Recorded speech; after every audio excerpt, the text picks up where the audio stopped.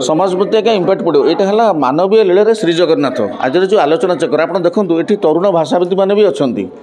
प्रतिष्ठित तरुण बुद्धिजीवी समस्त अच्छा तो समस्त मोर गोटे अनुरोध जो आगामी पीढ़ी जो मैंने आसमें भी आध्यात्मिक भाव में उद्बुद्ध हूँ श्रृंखलित मार्जित जीवन जापन में समस्ते आगू अग्रसर हो पारे किसी असुविधा नहीं। जगन्नाथंकर सब लीलाकृति उपरे विभिन्न भाव में समस्ते कहते आसी बड़ बड़ जो मैंने पुरी भी बहुत भल भल जो मैंने सब लिखती सब बहुत लोक डकाही आउ चंद्रशेखर दास अच्छा आमर बहुत लोक डकाही जो मैंने बुझाऊँच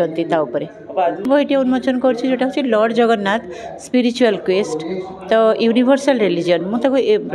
ओडिया थिला कि मुझे इंग्लीश रे कली कारण आम इंग्लीश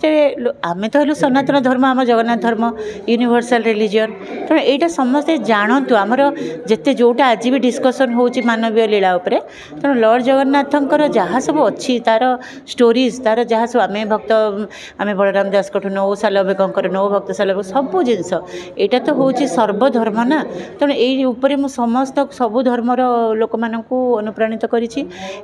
गोटे मोर ये बहीटा आउ थे काढ़ी जोटा आमर राममोहन लाइब्रेरी रे कलकतार जो ये सिलेक्ट होता तार द्वितीय मत बहुत उत्साह लगे से मत बहुत उत्साहित कले ओडिशा स्टेट लाइब्रेरी से मत बहुत उत्साहित करते